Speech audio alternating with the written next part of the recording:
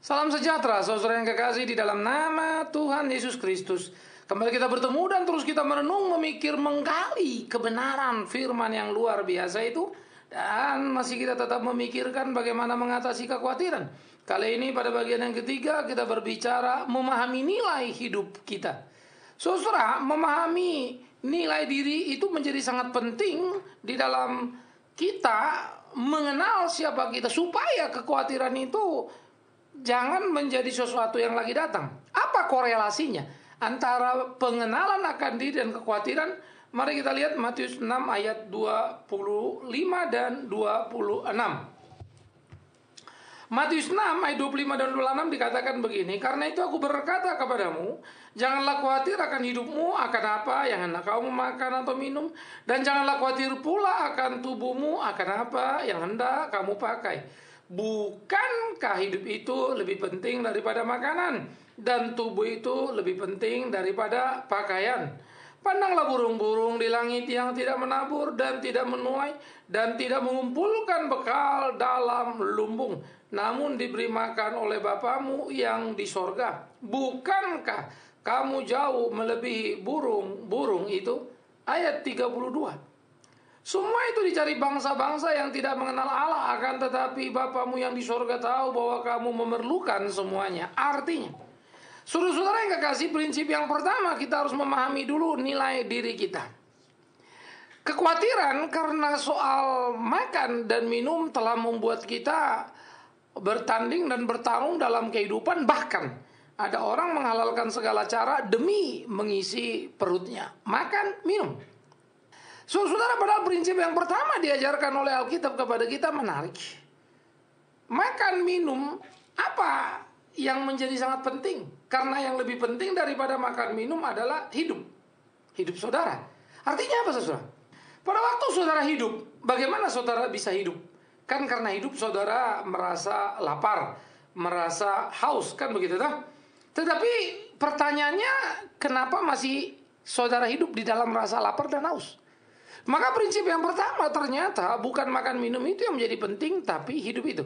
Kalau kemudian saudara makan minum dan itu misalnya makan minum tidak sehat atau makan minum beracun, lalu habis makan minum saudara mati. Bukankah banyak juga orang makan minum yang sangat limpah, sangat banyak, jadi sakit. Maka yang menjadi penting sebetulnya kan bukan makan minum itu toh, hidup itu. Nah pertanyaannya adalah siapa yang memberi, siapa yang memelihara hidup itu? Bukankah Tuhan? Nah kalau Tuhan memberi saudara hidup, kalau Tuhan memelihara saudara masih hidup sehingga masih punya rasa lapar dan rasa haus, mengapa saudara kemudian khawatir tentang apa yang saudara makan dan minum sementara hidup masih saudara punya dan diberi oleh Tuhan? Sejauh mana saudara menyadari bahwa hidup saudara adalah anugerah Tuhan? Sejauh mana saudara memahami hal itu? Ini menjadi pertanyaan serius, saudara. Supaya kehidupan kita itu menjadi kehidupan yang bernilai, menjadi kehidupan yang bermutu, saya kira menjadi amat sangat salah kalau kita mempunyai kesadaran terbalik seakan-akan makanan minuman jauh lebih penting daripada hidup itu sendiri. Karena itu hargailah hidupmu, anugerah Tuhanmu. Pahami itu dengan baik, pahami itu dengan benar. Kalau tidak, kita akan menjadi salah dalam hidup kita. Kalau kita tidak bisa memahami bahwa hidup itu lebih penting dari sekadar makan dan minum, ya kita bisa menjadi kacau balau dalam kehidupan kita. Oleh karena itu, saudara-saudara yang dikasihi oleh Tuhan, mari kita memikirkan bagaimana kehidupan itu harusnya kita jaga, kita pelihara dengan sungguh supaya hidup kita itu menjadi hidup yang berkenan kepada Tuhan. Untuk itu saya pikir menjadi sangat perlu untuk kita memperhatikan bagaimana kita menyiasati hari-hari kita, bagaimana kita menikmati kehidupan kita. Sehingga hidup kita harus menjadi lebih penting, lebih tinggi, lebih bernilai dibandingkan soal makan minum tadi. Jadi jangan karena makan dan minum saudara khawatir lalu mencuri, saudara khawatir lalu ingin mempertahankan, lalu kemudian membunuh. Kan itu menjadi mengerikan. Nah jadi memahami nilai diri atau pemeliharaan Allah terhadap fakta yang ada ini penting. Faktanya saudara masih hidup sehingga bisa merasakan lapar dan haus. Kalau saudara mati tentu tidak bisa rasa lapar dan haus. Sehingga fakta merasakan lapar dan haus itu pertanda saudara masih hidup. Nah, siapa yang membuat saudara hidup? Tuhan. Siapa yang pelihara saudara hidup? Tuhan. Karena itu, bersyukurlah untuk itu dulu. Masa Tuhan beri saudara hidup, tidak beri saudara makan dan minum? Kan begitu, saudara. Jadi pahami dulu hakikat itu. Itu prinsip pertama dulu. Sehingga di dalam kita menaruh nilai-nilai dalam hidup ini, mana yang terpenting, mana yang kurang penting, kita mesti membuat klasifikasi. Kadang-kadang kita jadi terbalik-balik, seakan-akan makanan dan minuman itu malah jadi lebih penting ketimbang hidup itu sendiri. Nah, ini kan jadi kacau balau, nggak karu-karuan. Oleh karena itulah penempatan nilai penting menjadi satu penempatan yang tepat, dan memahami itu dengan pas dan menjalani itu seperti yang Tuhan mau. Sehingga perjalanan hidup kita, hari-hari kita menyenangkan hati Tuhan kita. Itu penting. Nah, jadi saudaraku yang dikasihi oleh Tuhan, di dalam pergerakan perjalanan kehidupan kita, supaya kita bisa melakukan apa yang menjadi kehendak Tuhan, maka hidup kita perlu kita tertibkan. Kita nikmati anugerah Tuhan yang besar itu, kita jalani hari-hari kita, dan kita bersyukur untuk apa yang diberikannya kepada kita, yaitu hidup. Itu dulu. Nah, jadi ini menjadi bagian yang perlu. Nah, oleh karena itu marilah kita hidup seperti apa yang dikehendaki Tuhan. Marilah kita hidup seperti apa yang menjadi ketetapan Tuhan dalam hari-hari kita. Ini yang penting. Ini yang perlu. Hidup. Jadi bukan soal makan minumnya apa, tetapi hidupnya bagaimana. Syukuri itu kepada Tuhan. Nikmati anugerah Tuhan itu, jalani hari-hari saudara. Nah, aspek yang menjadi berikut yang penting lagi di dalam kehidupan kita, saudaraku yang kekasih, adalah bukan sekedar bagaimana kita hidup, tetapi juga bagaimana kita menjalani hari-hari hidup itu sendiri. Nah, oleh karena itu kalau Tuhan memberi kita hidup, pasti Dia akan pelihara kita. Sebetulnya kan kita tidak berhak atau tidak mempunyai alasan untuk khawatir. Kecuali bagi saudara, makan minum itu lebih penting daripada hidup itu sendiri. Lalu saudara mulai melihat makan minum adalah usaha saudara mencari, bukan? Lalu saudara mulai khawatir dapat apa enggak. Sementara hidup, mana saudara bisa mencari hidup dahulu, mana saudara bisa mencipta hidup, dan kemudian juga mana saudara bisa mempertahankan hidup dalam pengertian yang sesungguhnya. Orang makan minum untuk mempertahankan hidup, tetapi ternyata banyak makan minum pun mati pula lagi. Jadi artinya ada yang lebih besar, yaitu hidup yang saudara tidak bisa cari, tidak bisa adakan, tidak bisa juga tiadakan. Tetapi kekhawatiran datang justru karena apa yang bisa kita cari, kita adakan. Kan lucu ya, itu makan minum itu sendiri. Ya. Maka itu sebetulnya menjadi sangat aneh. Karena apa? Karena sebetulnya yang terjadi adalah kita memahami kita tidak mempunyai pemahaman yang benar, sehingga kita pikir diri kita akan menjamin kita, diri kita menyelamatkan kita, dan kita pikir makan minum itulah yang memberi kita hidup. Ya, secara biologis tentu saja kalau kita makan, kita minum, ya kita dapat vitamin, itu secara medis bisa diuraikan, silakan. Tetapi seperti saya bilang, makan minum tidur ya belum tentu juga orang jadi sehat. Banyak yang mati kan bukan karena kelaparan. Ya. Jadi yang saya mau katakan adalah bahwa ada sesuatu yang tidak mampu untuk kita kendalikan, tidak mampu kita adakan hidup. Itu pemberian Tuhan. Nah, kalau Tuhan memberi hidup itu lebih berharga dari makan minum. Karena ada juga orang makan kurang, minum kurang, umur panjang. Nah, itu fakta yang tidak bisa kita bantah juga, bukan? Nah, jadi mari kita kembali kepada nilai pertama kita, bahwa hidup kita jauh lebih penting dari makan minum kita. Dan hidup itu Tuhan yang memberikan pada kita. Yang kedua, soal pakaian, tempat tinggal. Lalu kita juga sudah ribut soal pangan dan papan, kan begitu. Padahal sebetulnya bagaimana kita hidup di dalam hari-hari kita bukan soal sandang pangan, tapi soal papan atau soal pakaian tadi, begitu.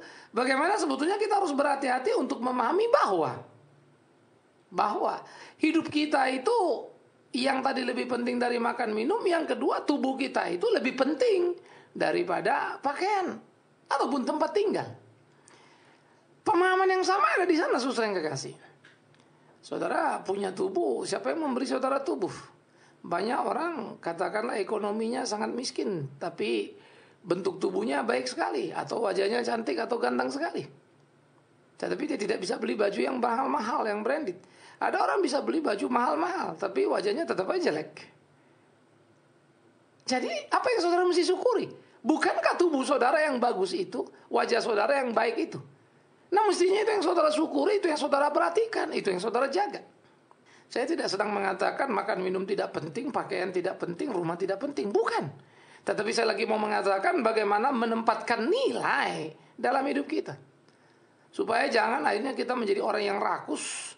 Sehingga berapapun kita makan minum tidak pernah cukup. Berapapun yang kita punya, rumah ataupun pakaian tidak pernah rasa lengkap.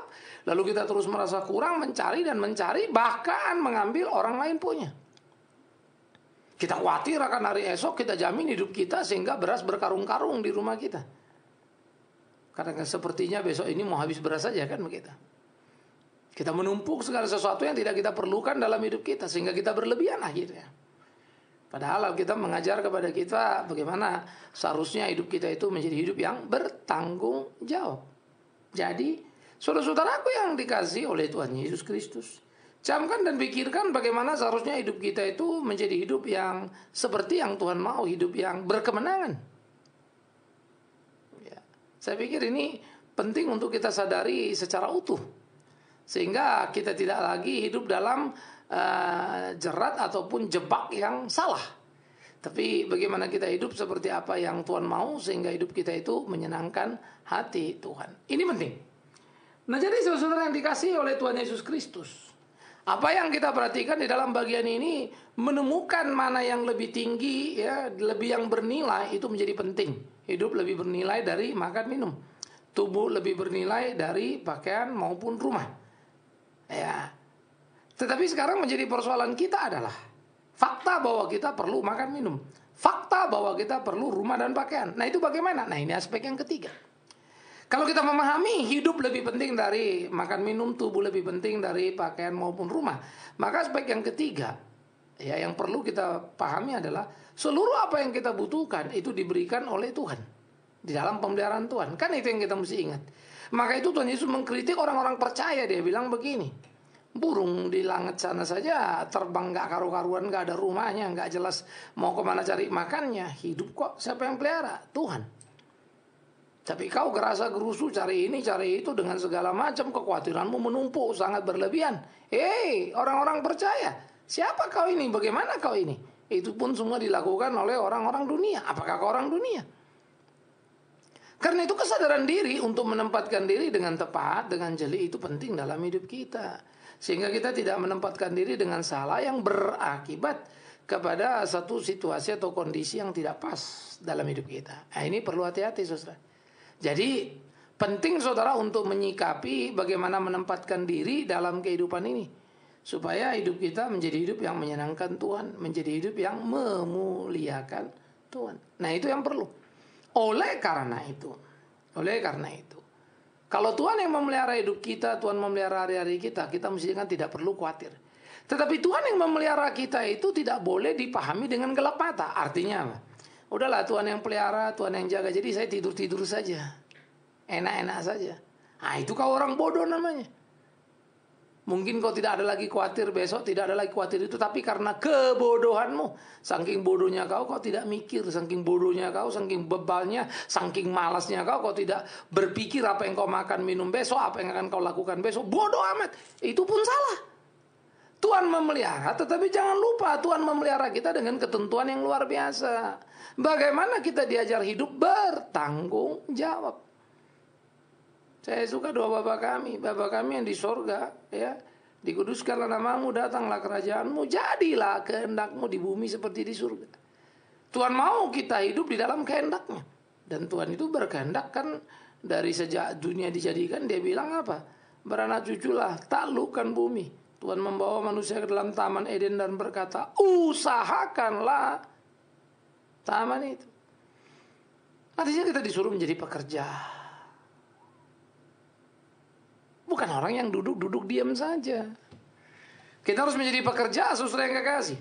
Di dalam kita bekerja, takut akan Tuhan akan menolong kita untuk makin memahami pengetahuan. Takut akan Tuhan, permulaan pengetahuan. Artinya pada waktu kita menyadari itu, marilah kita bekerja dengan jujur, dengan sungguh-sungguh dalam kehidupan kita. Marilah kita bekerja dengan kecerdasan yang Tuhan berikan kepada kita. Dan Tuhan suruh kita kerja, berkarya sesuai dengan apa kemampuan yang diberikannya pada kita. Selama itu kita jalankan, selama itu kita lakukan, kau tak perlu khawatir. Karena dia akan mengatur segala sesuatu dalam kehidupanmu. Tak perlu kau khawatir. Yang kau perlukan adalah melakukan apa yang harus kau kerjakan dalam kehidupan ini. Nah, itu saya kira indah sekali sebuah konsep atau sebuah pemahaman yang Tuhan ajarkan kepada kita untuk kita bisa lakukan di dalam kehidupan kita. Sehingga hidup kita itu menjadi hidup yang menyenangkan hati Tuhan. Sehingga hidup kita itu menjadi hidup yang memuliakan nama Tuhan. Karena itu mari kita melakoni itu di dalam keseharian kita, saudaraku. Ya, bagaimana hidup yang berkemenangan tadi atau hidup yang tidak berkekhawatiran itu. Jadi kekhawatiran adalah musuh diri sendiri, kekhawatiran adalah ketidakpercayaan kepada Tuhan, kekhawatiran adalah kebodohan kita dalam memahami nilai-nilai kehidupan. Nah, kita yang salah. Oleh karena itu mari kita bangun, mari kita lihat, mari kita sadari supaya kita hidup seperti apa yang Tuhan kehendaki. Ini penting, ini perlu dalam kehidupan kita. Karena itu lakoni, jalani hari-harimu supaya hari-hari hidupmu, hari-hari hidupku, hari-hari hidup kita seperti yang Tuhan mau. Ini. Sehingga kita tidak jadi salah di hadapan Tuhan. Kan begitu, saudara yang kekasih. Itu yang kita perlukan dalam kehidupan kita. Nah, jadi saya pikir ini menjadi sesuatu yang penting untuk kita sadari bersama bagaimana seharusnya kita memainkan kehidupan kita itu seperti apa yang menjadi kehendak Tuhan kita. Nah, itu penting. Nah, jadi disinilah seharusnya kita bertanding, berjuang dalam kehidupan itu, sehingga hidup kita itu sungguh-sungguh hidup yang menyenangkan hati Tuhan. Camkan, pikirkan itu, saudaraku yang kekasih.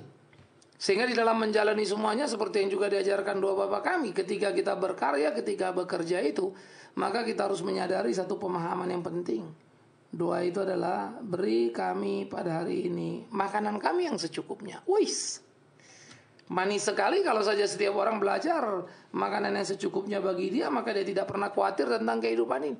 Kekhawatiran kita sebetulnya adalah bersumber dari keinginan berlebih dalam kehidupan kita. Tidak tahu bersyukur untuk apa yang kita punya, selalu rasa kurang, akhirnya tidak puas. Karena tidak puas, rasa tidak punya, lalu kalau nggak bisa cari, lalu mulai khawatirlah datang pada kita. Sehingga kekhawatiran kita itu menjadi kekhawatiran yang sebetulnya tidak sangat beralasan sama sekali terhadap apa atau fakta yang ada sebagai sebuah kebenaran, tetapi kekhawatiran itu lebih daripada ujung daripada ketidakpuasan. Artinya begini, kalau saudara cukup makan pagi, siang, sore, lalu dengan menu yang sederhana pun cukup sehat, misalnya bisa diatur tahu atau tempe atau lain-lain lah misalnya ya, tidak daging, tidak ini, tidak itu.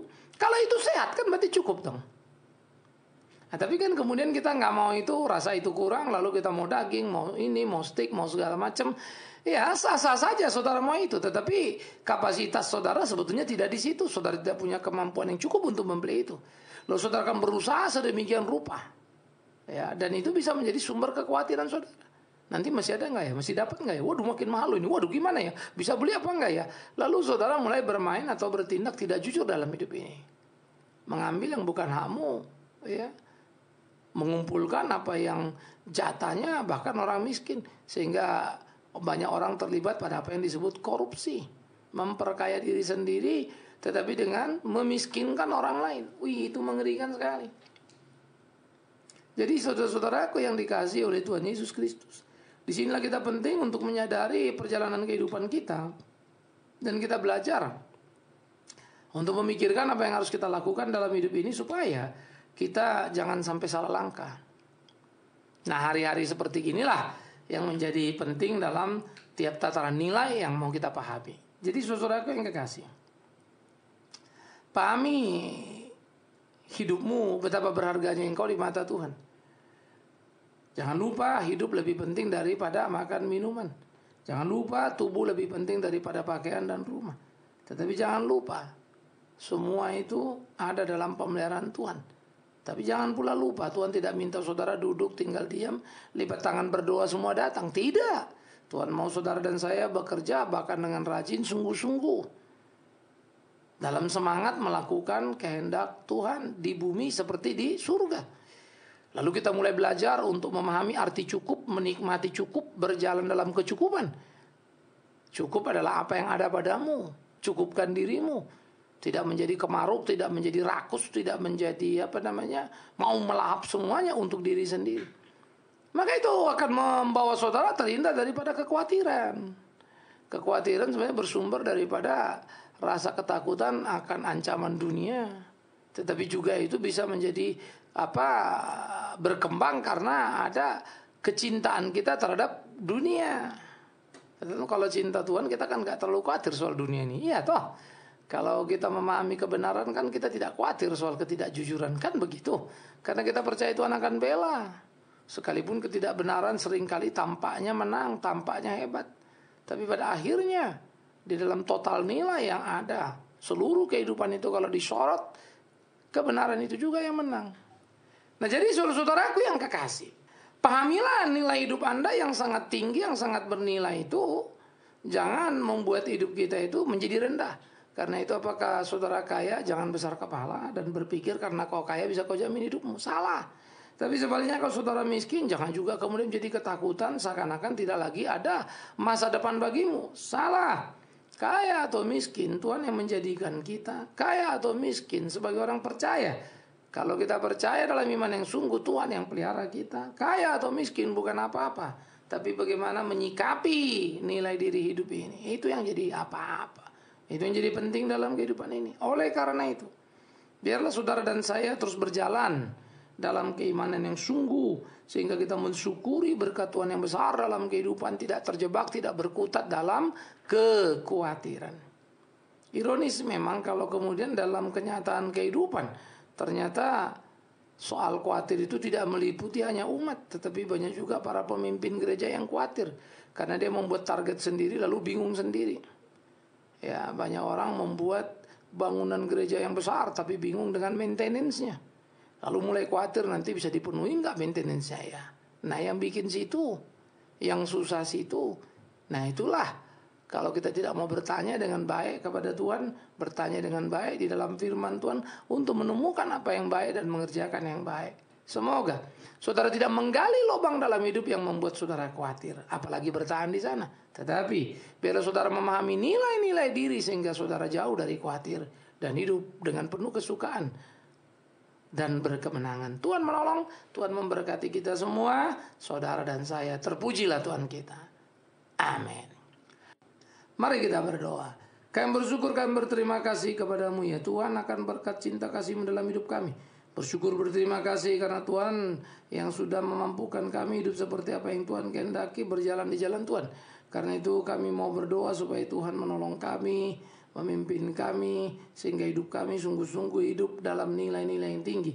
Memahami akan hakikat panggilan dan pertolongan Tuhan yang luar biasa itu, hidup di dalamnya untuk kemuliaan Tuhan. Karena itulah kami serahkan hidup kami, jauhkan kami daripada kekhawatiran, supaya hidup kami penuh dengan kemenangan. Di dalam nama Tuhan Yesus Kristus Tuhan kami hidup, biar Tuhan menolong memimpin kami, dimanapun kami berada supaya nama Tuhan dipermuliakan. Terpujilah Tuhan kami, Yesus Kristus. Amin.